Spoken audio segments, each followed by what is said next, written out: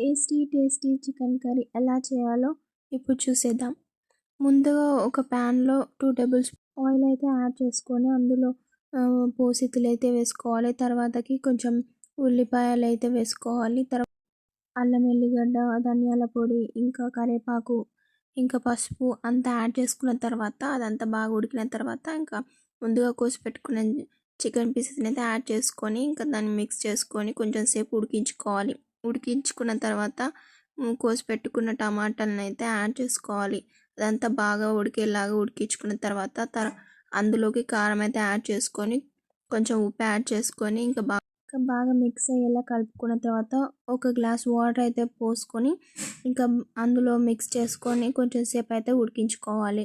ఉడికించుకున్న తర్వాత ఇది టేస్టీ చికెన్ కర్రీ ఇలా ఉంటుంది అన్నమాట. సో మీరు కూడా ట్రై చేయండి, చపాతీలోకి చాలా బాగుంటుంది.